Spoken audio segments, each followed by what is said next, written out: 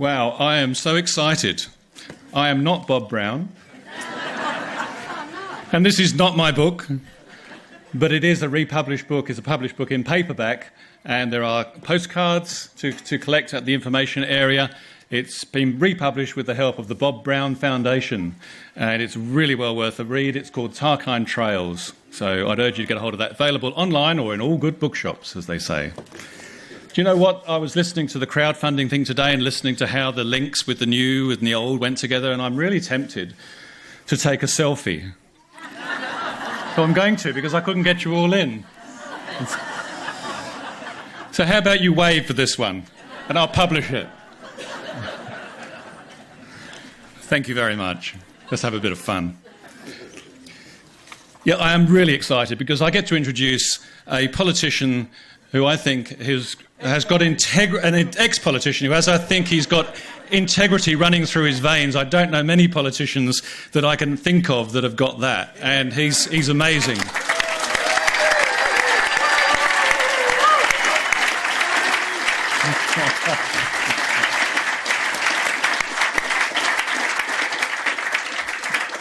So isn't that great? That gets a lot of applause already, Bob. So we're on to a good one today.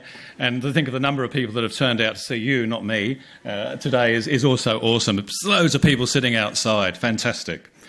So Bob Brown was born and educated in rural New South Wales, and he worked as a doctor in Australia and the UK before moving to Tasmania in 1972 to search for the legendary thylacine. He helped to establish the Wilderness Society and was soon the face of the campaign that saved the Franklin River in 1983.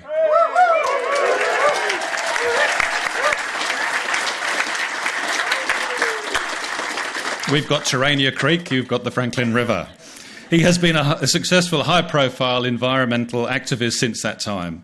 He was elected to the Tasmanian State Parliament in 1982, and during his 10-year tenure, most notably achieved gun law reform, gay law reform, and the expansion of the Tasmanian World Heritage Area.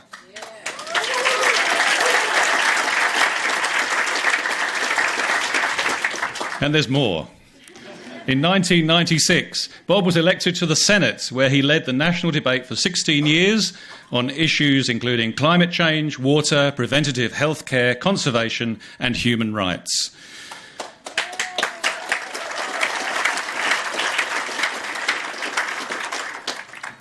Bob resigned from the Senate in June 2012 to establish the Bob Brown Foundation, a not-for-profit organisation dedicated to supporting environmental campaigns and green causes in Australia and our region. He is a published author and acclaimed photographer. It gives me enormous pleasure today to welcome, please put your hands together, for Bob Brown.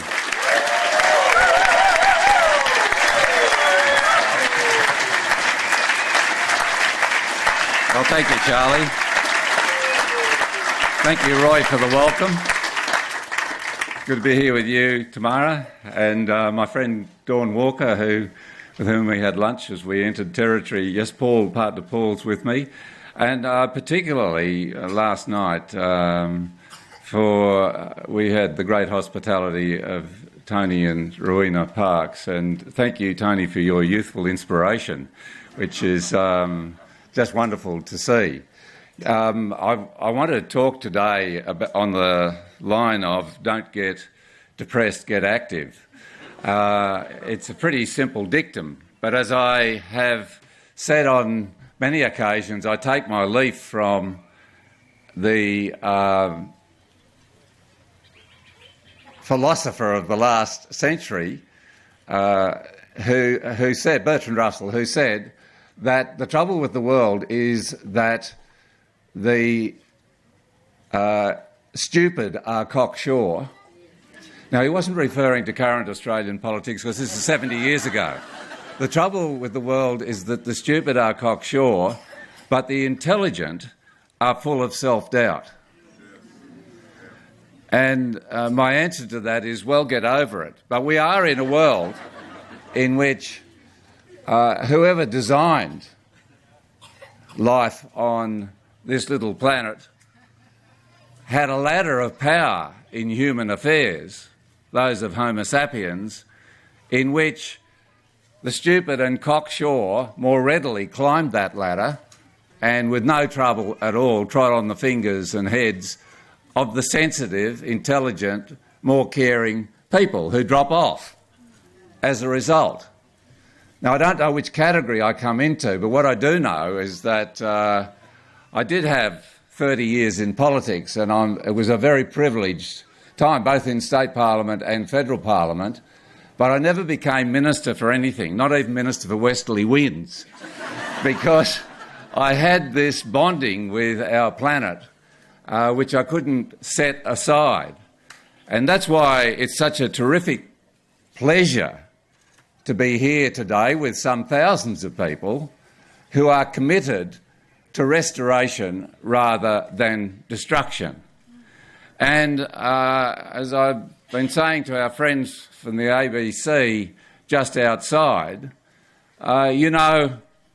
we did see a catastrophic destruction of life on the planet 65 million years ago when that great asteroid hit the Yucatan Peninsula, or just off near Mexico, and set up months of effectively a nuclear winter. And the great dinosaurs who'd been in control of the planet, they had two brains, some of them. We've just got one, but they went to extinction.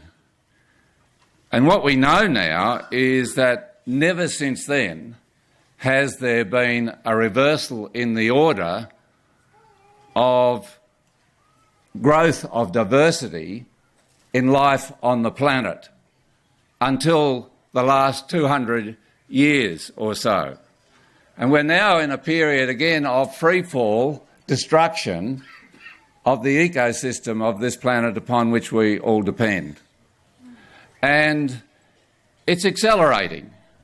I was asked to write a foreword for a book on Australia's birds coming out next year, this week, and read through it about the appalling statistics on what's happening to Australia's bird life. In short, a third extinct by the end of this century.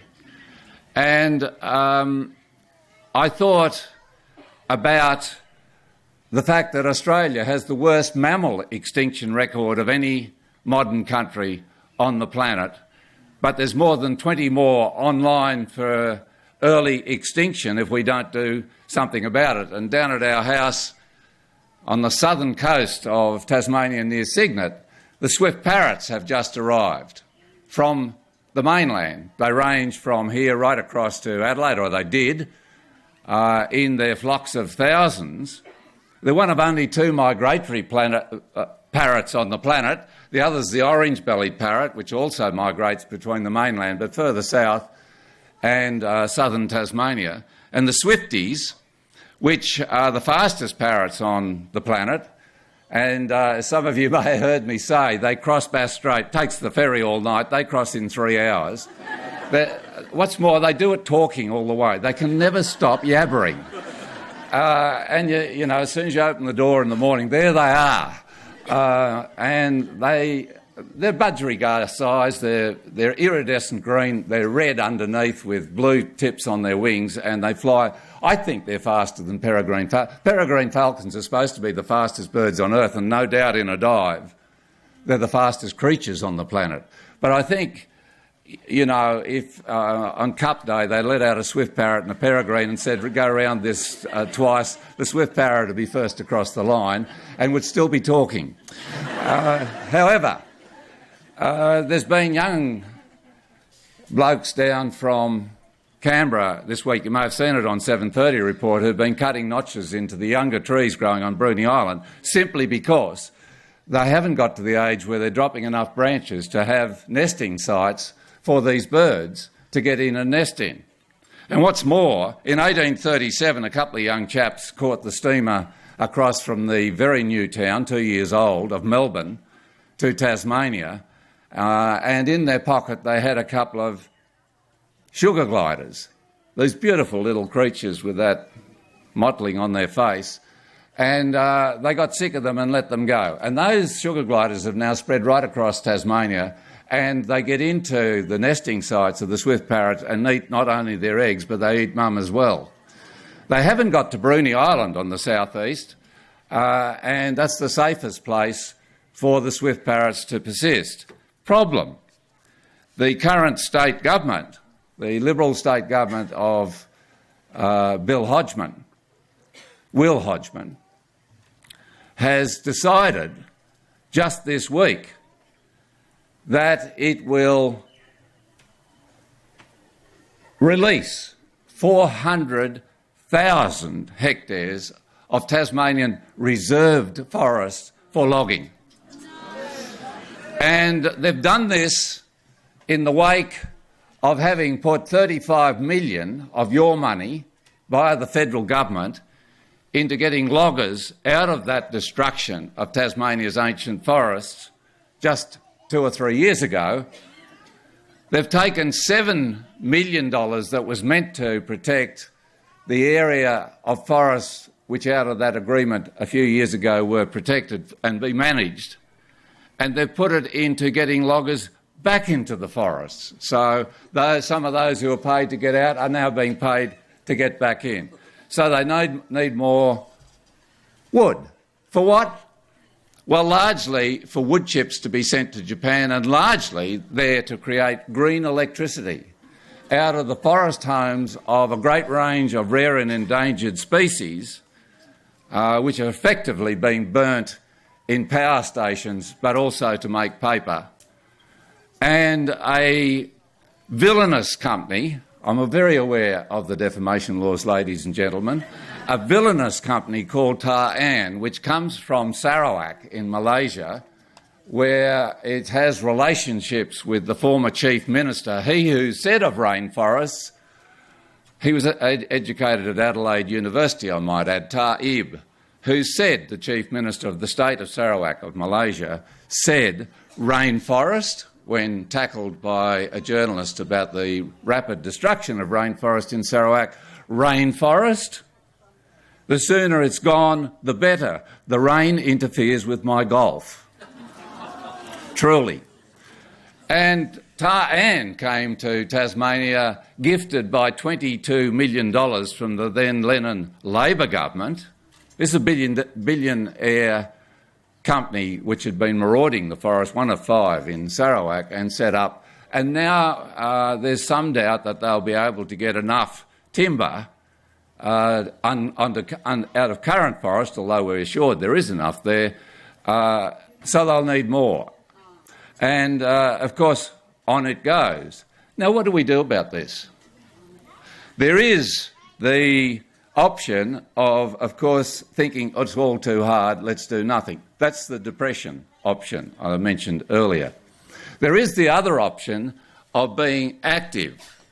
And in my long life, not quite, I haven't caught up to Tony yet, but I'm working on it, it's been the experience that it is far better to be active than it is to be depressed. I tried the second option for a decade or so when I was young, didn't like it very much, and realised that I only had myself to blame if I stayed there. So the action option comes along, and here I am speaking at a Juravin, if I've got you right, Roy, a centre of increase. We're talking about nature there. Here I am, delighted to be talking about a place where action is being taken to restore and to do what Edward St John, the great Liberal MP from North Sydney, said many years ago about Lake Pedder, which is our children will live to undo the destruction that we have wrought. And whatever motivated that destruction way back, times have changed and we need no longer to continue it. And isn't it wonderful that here, and I do think, if there is another festival on the planet and another movement more successful in restoring rainforest, I don't know about it. I think this is the centre on earth for restoration of rainforest. And I congratulate you, all of you who've been working for decades on doing that. And having a walk in Tony and Rowena's forest with Paul this morning, under the canopy with the birds, the spring bird chorus, was simply a wonderful experience to know that that was just some decades ago a paddock. And it shows that we can be restoring it. And of course, it isn't confined to here or Australia. Everywhere I go, I find people who are wanting to change their lawn into native species. And I just recently saw the film out of America, funded by the wonderful ethical outdoors company Patagonia, on the restoration of river systems in the United States. Did you know that 1,000 dams have been removed out of American rivers in the last 2 decades, most of them small? And for example, on the Penobscot River in Maine, the locals got together and raised $24 million to buy the river. Apparently everything is for sale in America. And they bought it and they removed 3 weirs. And they're restoring that river for the fish, for the beavers, for the birds. What a wonderful thing is going on there as this collective brain of humanity says, wrong way, go back, let's stop the destruction first up, and secondly, then let's restore the planet. But the second can't wait for the first, and thank goodness you're not waiting. And you know, on a little river just near Seattle, which had 2 dams, 70 feet and 120 feet high, I think, concrete dams built in the 20s for hydroelectric production, they've now been dynamited out of the way. They had other means of removing the concrete as well. And that river has been restored so that the salmon run, which was down to less than 3% of its historic natural numbers, could be restored. And the Indigenous people are delighted now that the salmon are back, and with that, so are the bears, and with that is so much more of the restoration of that ecosystem. But everybody who goes to Seattle now wants to go and see the restored Elwha River. And on top of that is going to come, of course, the restoration of that one of the most beautiful little spots for the human imagination anywhere on the planet, which is Lake Pedder in Tasmania. It was flooded, a national park, in 1954. It was drowned by the Hydroelectric Commission with vilification of the greenies. Eric Rees, the Premier of those days, said, Electric Eric they called him, he was going to turn the Tamar Valley, which these days is, the vineyard trail par excellence if you come to Tassie, centred on Launceston, into the Ruhr Valley of the south, the industrial steel-making centre of the south. And part of that was flooding. He also said that mainlanders, that's you, are people who come to Tasmania with 1 shirt and 1 £5 note and go home having changed neither. Well, these days we welcome tourists to Tasmania, and one of the great tourism attractions to Tasmania is going to be the restored Lake Pedder. And I'll tell you why it's going to be restored, because it provides 26 megawatts of electricity, but if you want to take the worst, the hydro take on it, it's about 60 megawatts of electricity. Now, the average big power station these days creates 1,000 or 2,000 megawatts of electricity. Your Lawn B, for example, or I forget those things down in near Muswellbrook, yes. Yeah, Bayswater. So it's a tittle. And a modern baseload solar power station, as they've already got built in Spain, and did you know that they've just opened one in California which is producing power at less than coal in the United States without government subsidies? The way of things to come. But a power station producing as much power as that which comes out of the suffocation of Lake Pedder is now possible. Build it in Victoria, and I think a public subscription to build such a solar power station or an alternative renewable setup will come very shortly. And that prediction of Edward St John, who got into lots of trouble for breaking ranks, I don't think he became Minister of anything either, back in the 60s and 70s, that we will live, our children will undo what we so foolishly have done, will come to be in Tasmania. Now, I, earlier this year, went up to see the farming folk of Laponia in northwest Tasmania. It's an outlier, if you like, of the Tarkine wilderness, which is part of the largest, which contains the largest temperate rainforest in Australia. And it's under great threat from mining, from logging, and the Aboriginal precinct down the west coast with hut sites and seal hide sites and just a congregated wealth of living Indigenous spirit being wrecked by four-wheel off-road vehicles driving straight through these sites. There's a temporary halt there because the Aboriginal Centre in Tasmania took legal action against the state government opening, legalising this destruction of the natural and human heritage of the west coast of the Tarkine, and the Aboriginal people won. And the judge said you can't do that under your own laws. Well, guess what?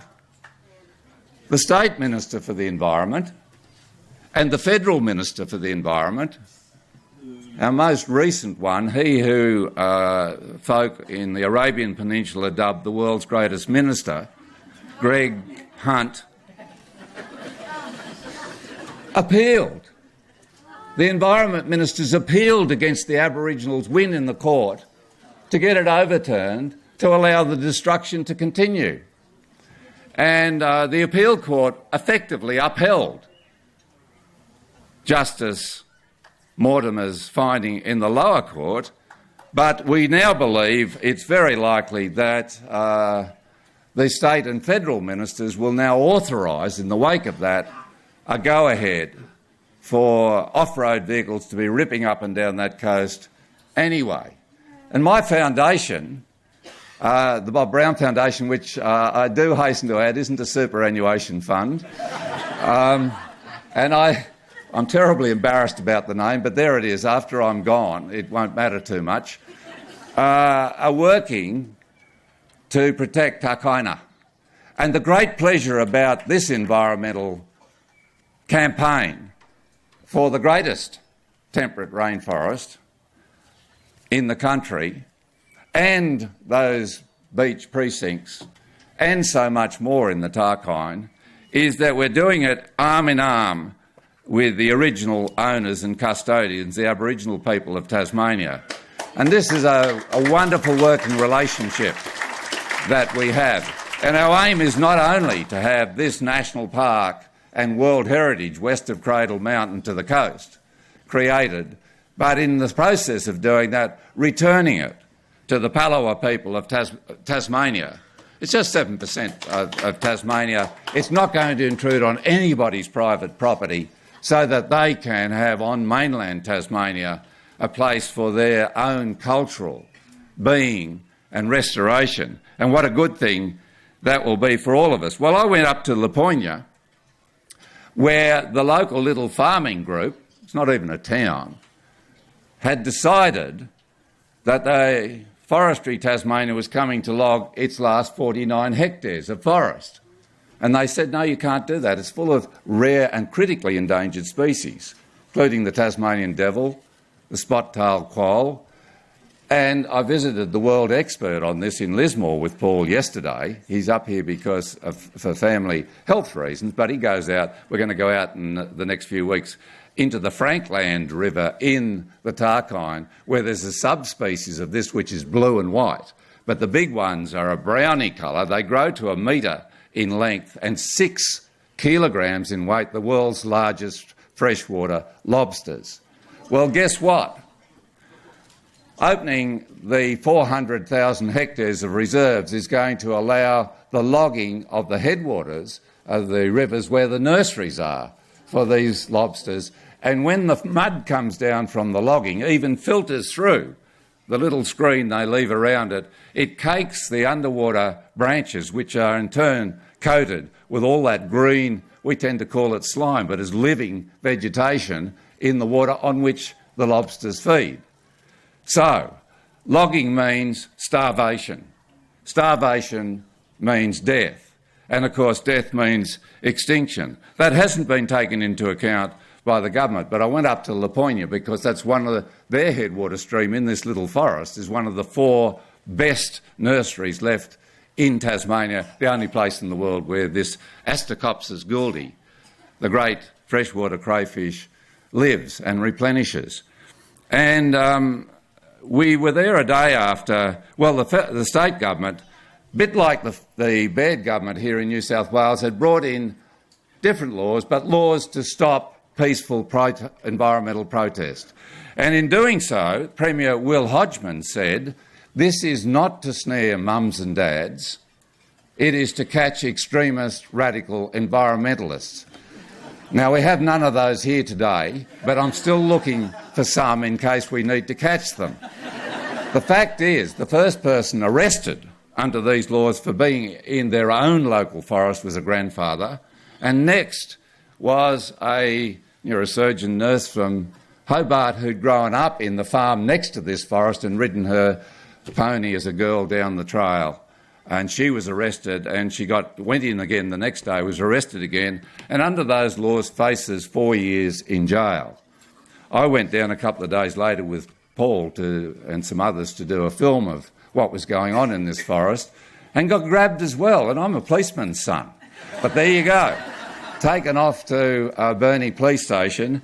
Now, they dropped the charges against me when I announced that I was now taking action in the High Court because singling out one little group in the community and saying you don't have a right to peaceful protest breaches our constitutional right, as court cases have determined. It's not there in black and white, but it's been determined as inherent to be involved in political discourse. And when I took this action against the government's laws, they dropped the charges against me. I don't know how you get on if you want to pursue political purposes, how you would get on in dropping charges, criminal charges effectively made against somebody. But they did. And when Jessica Hoyt, the young mum who'd been arrested earlier, said she'd join me in that case, they dropped the charges against her too, because they wanted us to withdraw our action against their laws in the High Court. And no doubt the New South Wales government and the Western Australian government also bringing in draconian anti-environmental, peaceful, people's good-hearted stand where you can against the destruction of the planet. And if we can't do it in Australia, where on earth can we do it? Laws. They must feel they're vulnerable. However, they've dropped the charges against us, which is nice. We're proceeding with the case in the High Court, and next week the first hearing will be heard on that. Because if those of us who don't, who will? Here we are in the wealthiest country in dollar terms. We are members of the wealthiest society ever on the face of the planet. But as the American poet said,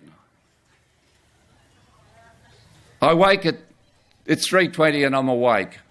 I can't sleep because my great-grandchildren keep coming to me in my dreams and saying to me, what did you do when the climate started changing, the planet started? What did you do when the birds and animals and reptiles and plants were going to extinction? Did you step off the footpath when they robbed us of our democracy? And I'm talking about here the Baird government, the Barnett government, the Hodgman government bringing in these laws to trammel the right of ordinary citizens to peacefully make a stand for what's left of this great country's forests, its woodlands, its coasts, its oceans, its wildlife.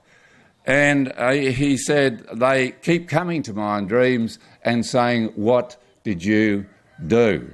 Now, I asked Premier Baird this, having brought in these laws and then followed up with laws which I understand open millions of hectares of currently intact woodlands and forests in this formative state of New South Wales to destruction. And it's coming, it's happening, it's in the Parliament now. And the question is, Premier Baird, are you with the dinosaurs who sent almost, or went with almost all species to extinction? Or are you with the modern heart and soul of this state, certainly this region and this country, which is not only for protecting what we've got left, but restoring what we've lost? That's the right way to go. It's not the way Premier Baird is going. I know from past premiers, Carr, Rann, for example, Holgate in Tasmania, when asked after they've left what's the greatest achievement of their premiership, they all say, oh, I protected that rainforest or set up this national park, Friendly Beaches in Tasmania. It is the most soul-uplifting thing to be able to use what power we have to protect this planet which gives us everything we have. And if I get near to Premier Baird, I'll be saying, Premier, for your own soul's sake, turn that law around. And if you want to legislate, toughen up the laws, protecting what's left of the wildlife and plant life, including the marine life of New South Wales, so that it can be passed on safely to those who come after us for generations to come, including the generations of our fellow living species in this state, on this continent, around the planet. We are charged with a huge imperative to roll up our sleeves, get out of the armchair, step off the footpath and take action. That's why I'm so delighted to be here in a centre of environmental action endemism, here in the Northern Rivers, where this great restorative movement has not only taken place, but now has forests to show for it, and has much more to come, and that hundreds, thousands of people would turn out to a great event like this, because our hearts and our souls are together in wanting to honour nature rather than to chainsaw or blow up or knock it down, is a tribute to the face of things to come. A great pity Premier Baird wasn't speaking here rather than me. Now, I have one last little thing on the action front, and that's this. Over the border in central Queensland, there's a thing called the Adani coal mine. That is a multi-billionaire from India. Did you know that Beijing's just passed New York for the number of billionaires on the planet? Just thought I'd throw that in. A billionaire from India, very well connected. He knows not only Gina Rinehart but Barnaby Joyce. And he's coming with the last week assent of the Palaszczuk government in Queensland, who are fast-tracking it effectively, and seeking government assistance, and they've just bought the Abbott Point terminal inside the Great Barrier Reef, to turn the sod to open up on the world's biggest coal mine. In an age where fossil fuels are rapidly escalating, not just the temperature, but the destructive force of we human beings on the rest of the natural realm of the planet. When that's finished, that mine, as originally proposed, if you stand on, it will be the biggest hole on Earth. If you stand on one side of the crater, you will not be able to see the other side because it's beyond the horizon. And out of that will have come more coal that, well, it will provide 4% of the greenhouse gases from the whole planet by 2050 if it persists. This is a crime against life on this planet. And people say, and I say to myself, what are you going to do about that? Well, if it proceeds, I'm getting a busload of people, and maybe quite a few of them will have a little fleck of gold in their silver amongst the gold in their hair like me, to come up from Hobart.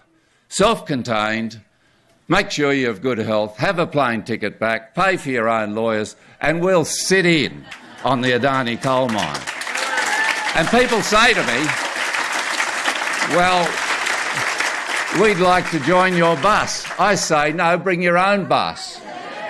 People in Adelaide and Perth and elsewhere. Ladies and gentlemen, we can make the difference. And we must make the difference. And therefore, I want to just finish by saying I'm so delighted to be here with you, with everybody involved with this movement, which is a world leader over the last 3 and more decades, because you have stepped off the footpath, you have got out of the armchair, you are making a positive difference to this planet.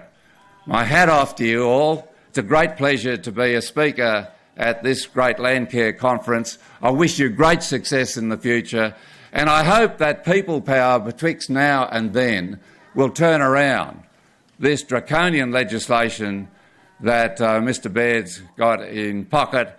But if it doesn't, it just means we've got a bigger job in front of us as we celebrate life on the planet and are determined, in the words of Allegra Strahanis, the great Tasmanian wilderness photographer, to make sure we leave the planet the more beautiful for having lived on it as we pass it on to all those yet to come. Thanks, ladies and gentlemen.